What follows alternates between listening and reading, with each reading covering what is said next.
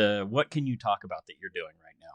Well, I'm producing another BMX movie. We don't have a title yet or a release date, but we're Oh, certainly on call the it way. Balls Out. I don't know. I don't know what we're going to call it. The Bill Allen story. But Welcome to the Rad Movie Podcast. I'm your host, Tony Donaldson, and a super fan of the movie, probably like you. In this podcast, I will be interviewing the cast of the film, some of the writers, and some notable fans. You can watch this podcast as a video podcast on YouTube or listen to it anywhere you listen to podcasts. Please consider liking and subscribing and share this with your rad fan friends. Wow, have I got a great first episode for you. This one, I couldn't do an interview with anyone else other than Cru Jones himself, Bill Allen. He played the BMX wonder kid who took on superstar racer, BMX racer, Bart Taylor. And it's a fun conversation between friends. We go into his history, how he got into, the movie and what he did before that and what he's done since. So I think you're going to enjoy this episode. Good morning, Bill. how are you doing, Tom? Good, man. Good. How Did you, about you? Good. Did you go see Wizard of Oz? I did, in fact. It was Crazy. fantastic. Unbelievable, right? Oh, it's so good. You saw it, I take it? Yeah. Yep. Yeah, just an incredible show. They should do that for Rad. We should have Rad at the Sphere. That's right. They only spent 100 million on the restoration. That's nothing. I mean, if every fan chips in $10. Somehow, the fact that Rad was number one per screen average when it was released this year has escaped everybody. I don't know why, but That's crazy. I had a night this year, Tony, where Rad, I'll take all the credit for it because everybody else is dead or in jail, um, beat Tom Cruise's stupid movie. Did I say stupid? Great, epic movie. Right. So for Hollywood to not go, hey, look what happened. Looky here. It's kind of, been a big blind spot. And Yeah. I'm rectifying that as we speak. We got some BMX projects in the works, but why it took me to reach this advanced age to go, guys, let's go. Let's go. So that's mostly what I'm doing these days is kind of just get that ball rolling. And there's a lot of cool stuff. Let me close this door real quick. Hold on. So are we live? Well, we're not live. I'm doing this as just a recording, and this is the first time I've done a video podcast, really. Okay. So it's kind of interesting, and it's been a learning experience. Let's just say it that way. For all the podcasts that I've produced in the past, it's been an interesting challenge. Well, Sherman's had the same challenges, even though he's had this wildly popular podcast. It's all shot out of the Friendship Club. So if you could help him with this technology, we need all the help we can get. Oh, anytime. I mean, yeah, I always love talking to Sherman. So, let's backtrack, since this is the inaugural interview of the podcast. Tell everybody what it was like, how you got involved with the movie. Oh, okay. Let's see.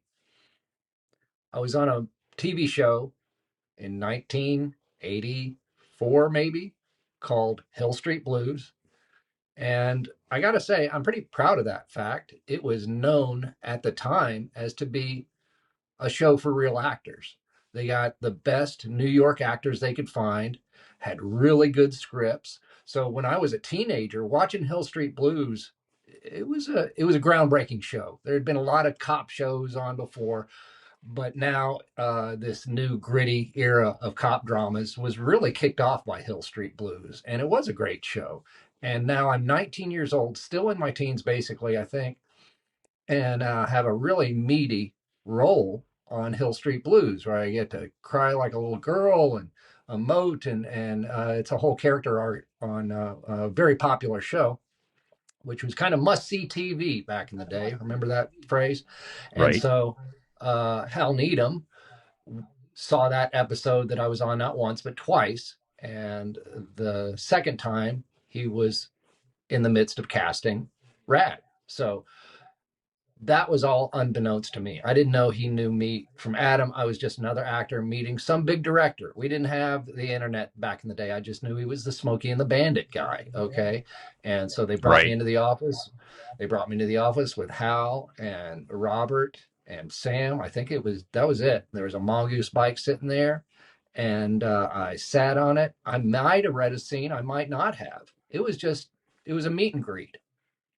Basically, I probably read a scene or two, and then that was it. That was the casting process for me. It was not grueling. Hal knew what he wanted. He knew the kid who could, he believed, pull it off, and I was lucky enough to be that guy.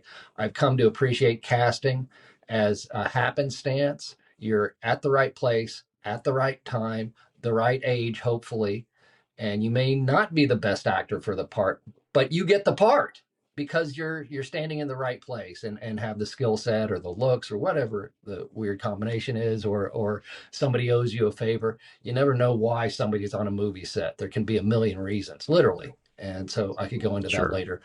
But yeah, so Hal put his money on me, and he was not afraid of anything. He was the toughest hombre in any room he ever walked into, the number one stuntman in Hollywood. And so by the time I met him, that's kind of how he went through life, as this like big text, bigger than life character. And he invited me under his tent. And I'm like, I'm here. His last 5 movies were with Burt Reynolds, so well, okay, I'm arrived. So when the movie didn't do so great at the box office, I'm like, nah, I guess I haven't arrived yet. And it wasn't as gutting an experience at all. I'm an actor, and I'm like, well, this is just part of the journey. And it would have been great to have this franchise take off in the 80s, but maybe not, So I'm lucky for the things I've had and avoided too. But you had no idea that it was going to take off in the VHS world. I mean, I wasn't aware of the chronology, but I knew this was going to find an audience. I knew people were going to lose their minds when they saw a backflip on a bike and all these great riders doing what they did for the first time. Mostly guys like yourself seeing these tricks played out that they only saw in magazines. And so, no, I had an acute awareness that there's going to be life before Rad and life after Rad. And I was really correct in that thinking, because I meet so many guys today who that was the formative experience in their life. I mean, I'm exaggerating to make a point, but not really. Watching this movie, understanding that they could do the same tricks with a lot of work and some time in the ER. If you're not afraid of busting your if you're not afraid of busting your face repeatedly and losing some teeth, then you can do this and you can be part of the club. And it really showcased, Rad did, the club feeling, and that circle of friends who were around you and were doing the same things. But, there's always a standout in those kind of situations, or normally there's a standout talent and cream rises to the top. And so it was informative for so many people on so many levels. So I didn't take that into account, that these kids would rent it at Blockbuster, watch it 12 times in a weekend, even taking their TV monitors, with an extension cord out back so they could literally watch the tricks while they're trying to perform them. And I got to make out with Lori Loughlin, when she was 23. So that's pretty much that was my job, is to be that guy and to kiss the girl and to argue with Talia Shire, who, by the way, was fairly fresh off 3 best pictures: Rocky, Godfather 1, and Godfather 2. I mean, there were no bigger movies at the time. And now I'm standing opposite Connie Corleone / Adrian. And now I have to be that guy. So people bought it, and I had some chops by that time. And here we are, 40 years later, still talking about it. No, nobody else could have played that part. I mean, I can't picture it. Well, so this is a question. This is a question that pops up occasionally online when I choose to click on the computer. And it's like, who could have played that part? Well, frankly, a lot of people could have. But what I love about the Rad Army is they get all incensed. Like, how dare you? Bill Allen is Cru Jones. I'll take that. That's pretty cool, because there's a lot of keyboard warriors out there, and mine are tougher. It's crazy. I mean, such a loyal following. There's 2 different types of people. There's people who've never heard of Rad, and there's people that love the movie.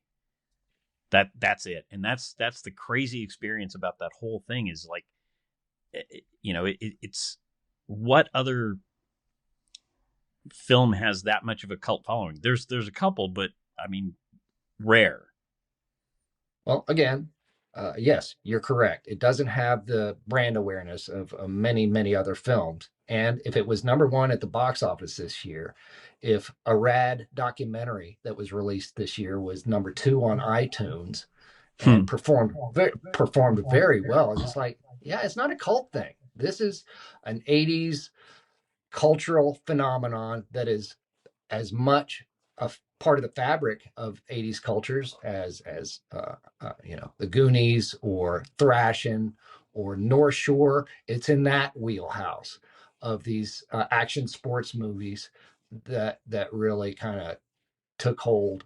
And it was kicked off by On Any Sunday, and then kids saw Bob Harrow and his buddies in E.T., and they lost their minds. And then, speaking of Bob Harrow, I'm wearing one of his shirts right here. There you go. I mean, it changed everything. So the bicyclist would clue in on these little scenes in, Any Sunday or E.T., and kind of clue in on that. So when they got their own whole movie that completely focused on BMX, that was just like catnip to the kids who were ready to see it at the time. So I want to think that it was a marketing issue. That's why it wasn't really properly received at the theaters. It was directed towards like a 17-year-old crowd, when it's really 12 and 13-year-olds who really took to this movie. Well, interestingly, I was 17 when the movie came out, and I saw it the night it came out. Myself and 4 of my friends went. There were probably 9 people in the theater that night. And I went back to see it a couple of days later. It was gone. Like it died in the theater. Yep. And that was quick and painless. And then it was on video. And for years, it was in the top 20 rentals at Blockbuster, at least. And it was always on the... I went to my local video store, and every weekend I got videos to watch on our VCR, which was a kind of a luxury for our family. And if Rad was in, which it often wasn't, then I would rent it for sure. And I would watch it multiple times on the weekend. It was just, it's just such a great film, and it still holds up. I mean, I've seen it. I only saw it one time on the big screen at first, but then I saw it at the 25th anniversary, which is where I met you, actually, at the Arm & Hammer Museum in Westwood, California. Mm-hmm. I do remember that night well. And it's taken on a life of its own. If somebody tells me, yeah, I've seen Rad, 4 or 5 times, I think to myself, oh, you really haven't seen it then, have you? Yeah, you're not a fan. Yeah, really, guys, you got to step it up, because the people who show up at these events that I go to occasionally, they've seen it hundreds of times.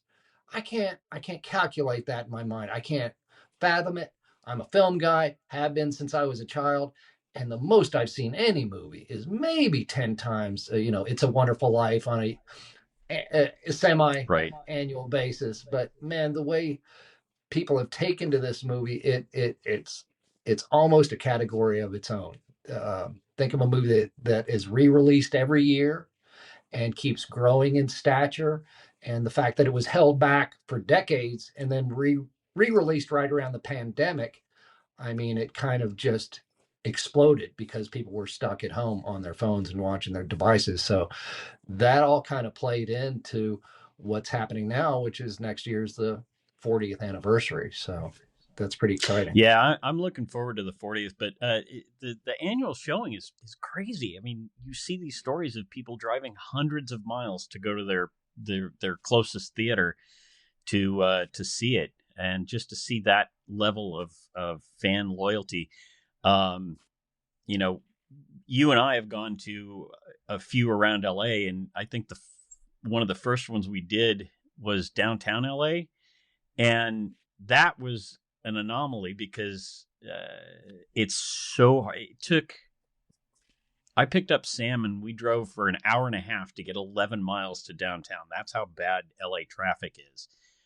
And there were probably 30 people in the theater, including us. Yeah. Yeah, that's a dopey theater. Nobody goes there. But Yeah. most people, I get a lot of FaceTimes on Rad night, and it's invariably from packed houses. And some friend of mine will go, I got Cru Jones on FaceTime, and people go ape shit. But so many theaters are packed across the country with little or no advertising. I understand Hulu took out some paid ads, or they took out some paid ads with Hulu, but right. I never saw any ads outside Facebook, and not everybody's on Facebook. So somehow the word gets out, and people will drive hundreds of miles and bring their kids and dress in the Rad racing gear. It's unbelievable.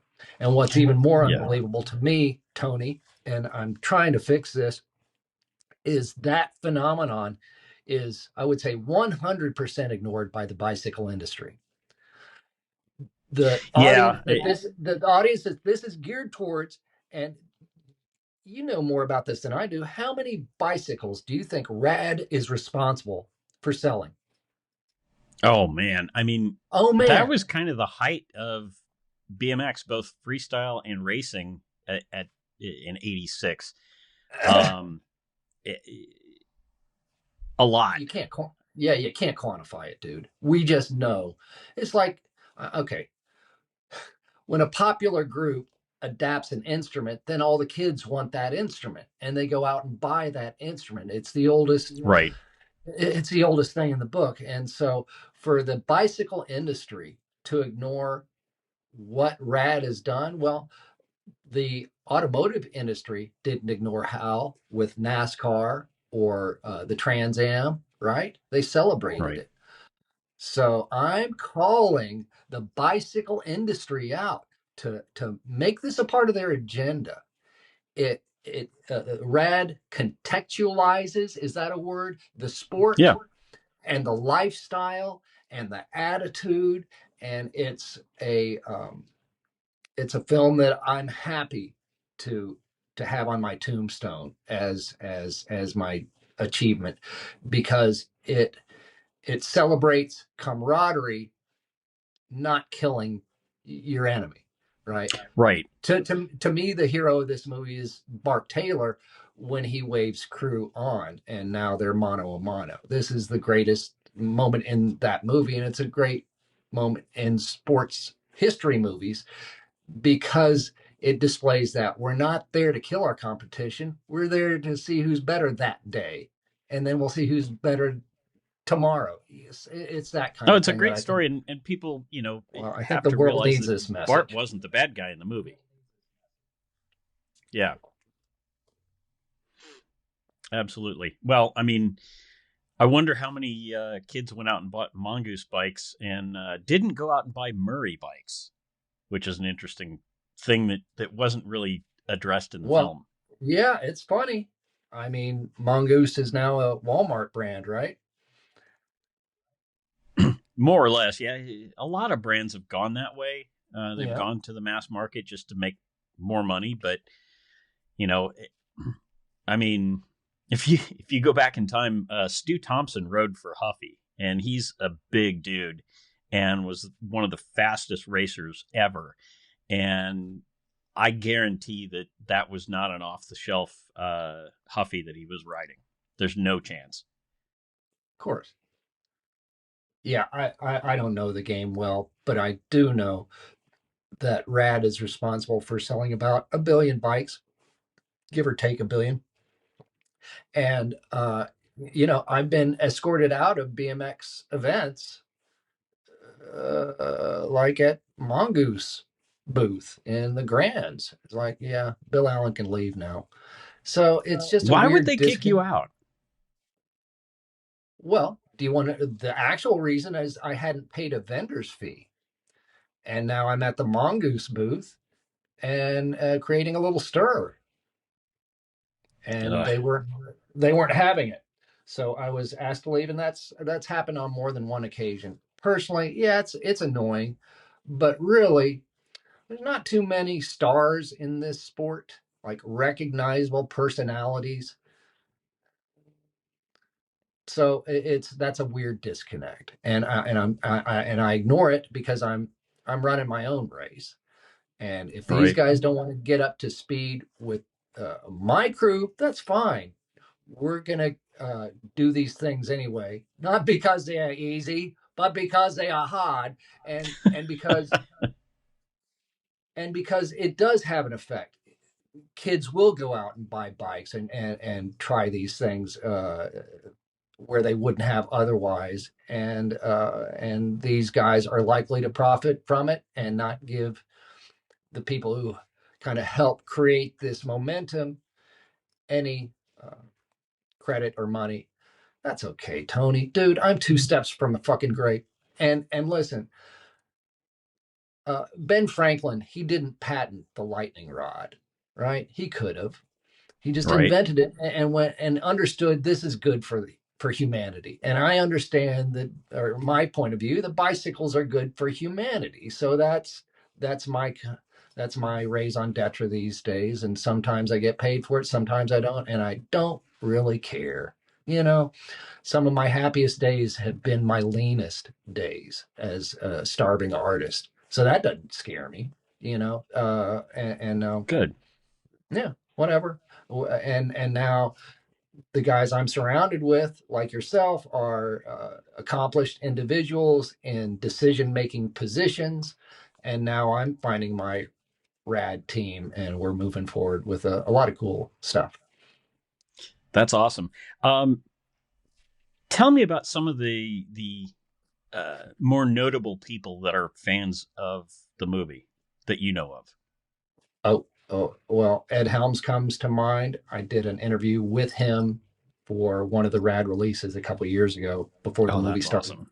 He was a interviewer on that. Let's see. I mean, you'd know as much as I do. I know the action sports guys, the Travis Pastranas. The really I met. Is it Robbie Madison? Yeah, yeah, definitely him. I met him a I'd couple love years to have ago. him on this show.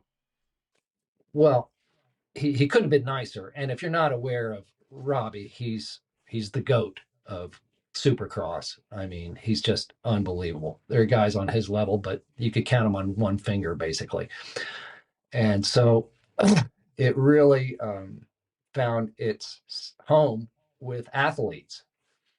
And so the Tony Hawks, like I said, Travis Pastrana's, the Ryan Nyquist, the guys are superstars in their own sports. It was part and parcel to who they were, and it created this movement that's now Nitro Circus and the X Games and the Olympics. You can pretty much draw direct lines right to Rad, to where a lot of this fire took hold. Yeah, it's crazy. I mean, just amazing. Who was the Olympic BMX racer that was dying to meet you. Sherm told me this story. Your brother. Oh, Donnie Robinson. He won the bronze, I think, the first Donnie's year. awesome. Yeah, he's an amazing guy. And again, these super athletes who took their cues from that movie, often as children, and it just made it intelligible for them, whatever sport. And a lot of kids obviously didn't go into the sport, but it translates. Follow your gut, that kind of thing. And Right. so that's very powerful for a lot of people. So fans I meet now, it's a good mix of guys who went into the sport of bicycling or BMX and just movie fans who just love the movie and the story and the moral fiber of it. Just amazing. I mean, it had an impact on me for sure. And I understand how it has an impact on other people. It's funny. I was doing a video project for Intel, and the owner of the house that I was filming in, and I were talking, and while I was getting lighting set up, and somehow the movie came up. And he's never been into BMX or anything, but he has a copy of the movie on his phone, watches it once a week. I mean, that's the kind of fans that are out there. And they're out there. Yeah, I mean, God bless all of them. And I count myself as one of them, obviously. So, and happy to have you as a friend. Well, we're super pals, Tony, and we've got a lot of fun ahead of us. But yeah, oftentimes I think Hal did too good of a job in that kids think that was a reality and that I can do those tricks. And now they want to know what happened after Bart handed me his bike. Nothing happened. I went to the unemployment line. It's just like, this is a movie. So I'm so glad that Hal and his supporting cast and crew were able to pull off this magic trick. I was hanging out with Jay Miron. I want to say about 15 years ago, the great Jay Miron. And he said, I still hear people say that Cru Jones is still out on the circuit racing. This blows my mind. Do they not see the credits? Or do they just not believe it? It's like, well, who's Bill Allen? I know who Cru Jones is because he's still out racing. So it's now taken on with a certain crowd who asked me if I did my own stunts. It's taken on this kind of mythic status, this Robin Hood kind of, did it happen or didn't happen? Who cares? It's a cool story. We'll go with the myth. Well, it's a movie. You're supposed to have that suspension of disbelief and just roll with it, and it really worked in that movie. Apparently so. Wigs and all, dude. It's still again, hats off to Hal, because what movies are basically misdirection and magic tricks and creating things that didn't happen. Although I know Hal was very much into making stunts practical and doable and believable. So that was the construct behind Rad, except for the bicycle boogie sequence.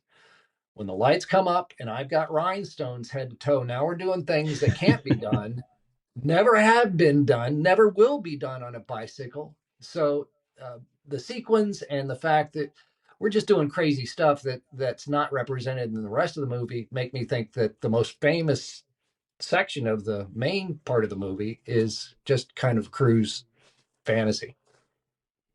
That's what I think. Okay, let's talk about that day. What was going on that day? Oh, I was puking in my shoes, dude. We had a softball game Sunday night or Sunday the day before, and we ate a bunch of KFC, and pretty much everybody got sick except for Hal Needham, because he was all ginned up. There's nothing bad that could live in his system. But yeah, I was on death's door pretty much that shoot. I just remember lying under the bleachers going, please just kill me now. I know that story, and every time I watch the scene, I don't see it. So That's why they call it acting. And you did it very well. well, again, that's what we do. And that's the hardest thing we do is if that's the last place you want to be and you're supposed to be acting like it's the only place you want to be, now you have to dig deep, because the Right. camera, as they say, does not lie.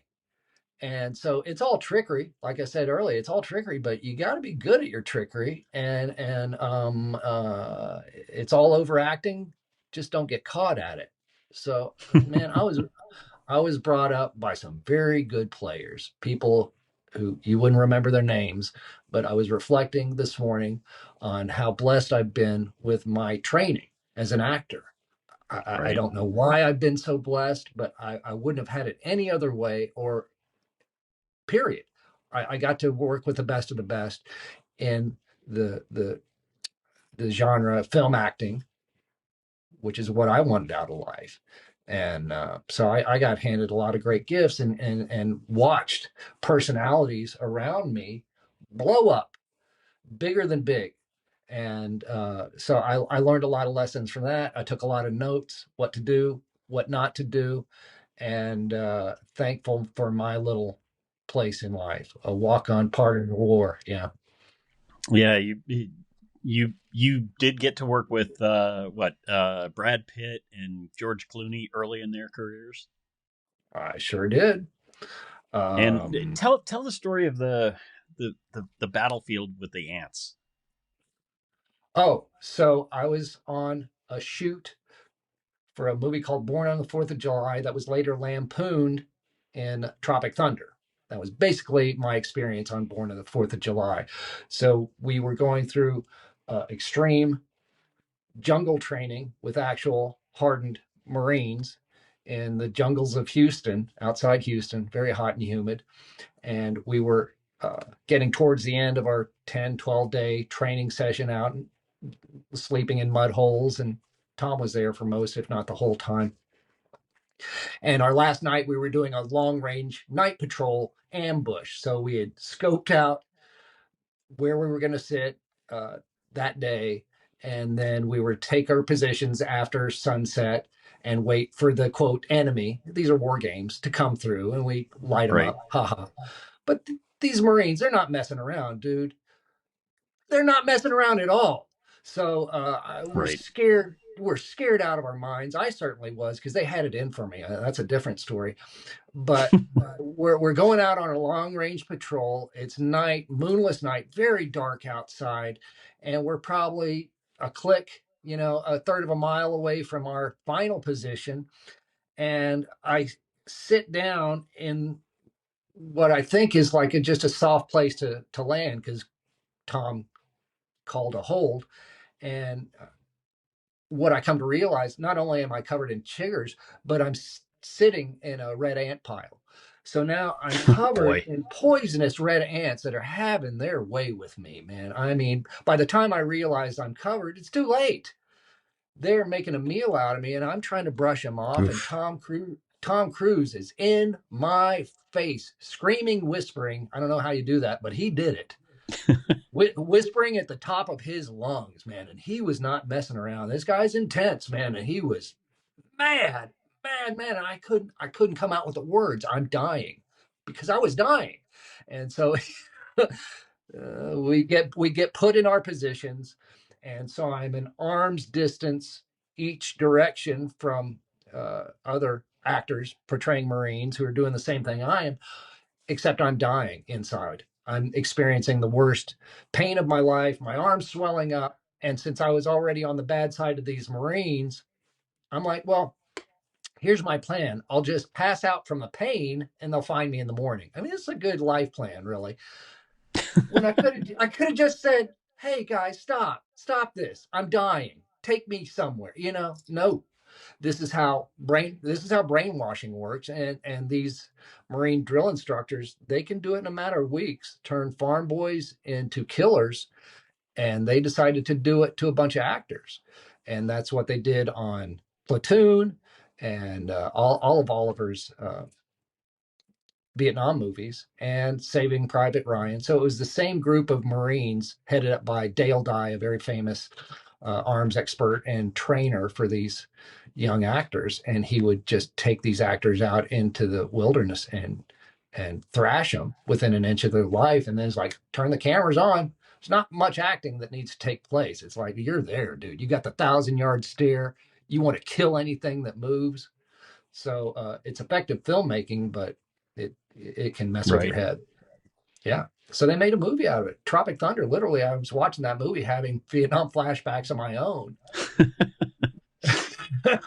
I could see that would give you PTSD for sure. Well, I mean, but that's Didn't you get a lot of respect from the film crew for going through that? From the crew, it was very compartmentalized. We were kind of our own Marine unit and not really allowed or encouraged to mingle with anybody else, and we didn't want to. We thought we were all that after 2 weeks of Marine training. No, your own personal boot camp.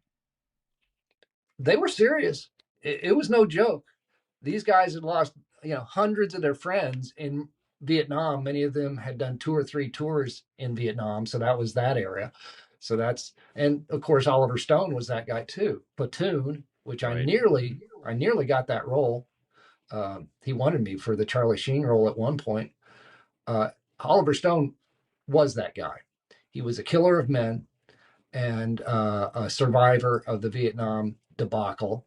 And there's a certain mentality that goes with these guys. So Oliver was a former grunt, and he surrounded himself by these Marines who were all combat hardened Marines. And now you're in a place, this has little to do with movie making. I don't know what we're doing here, but these men among men decide we're gonna put on this little play in the jungle and see what happens. Dude, it was enough to make Tropic Thunder after. Right. Yep. Crazy. Crazy. And I needed that as a young actor. I always wanted to portray a soldier, and get into that mindset. So I got it in spades. And, I wish I hadn't gone through it. Truly. I wish I hadn't gone through it. It made you a better actor. Well, I got tinnitus to this day for training with 50 caliber weapons with no hearing protection. Why'd they do that to us? I don't know, dude. But again, you get caught up in this mentality that the movie's the thing and nothing else matters. What are you talking about? How about we get through this without injuring or killing somebody? How'd that be? So that wasn't a big... that wasn't on the agenda. Yeah. I get that.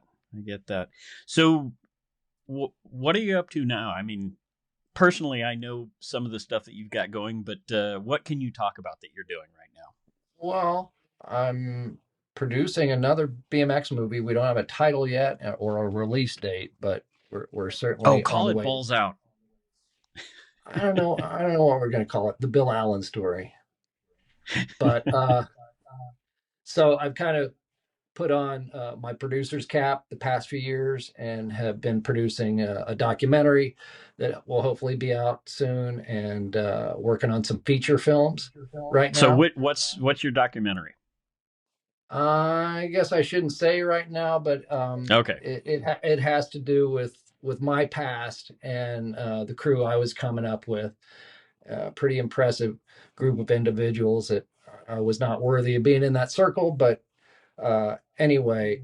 You were. But go on. I don't know, dude. I was swimming in and continue to swim in pretty deep waters, and I'm just happy to be around, and people still want to talk to me. That's it. I'm a Fair lucky enough. guy, Tony. I'm a lucky guy, Tony, and this whole nostalgia thing is kind of kicked in, and I couldn't have really predicted it.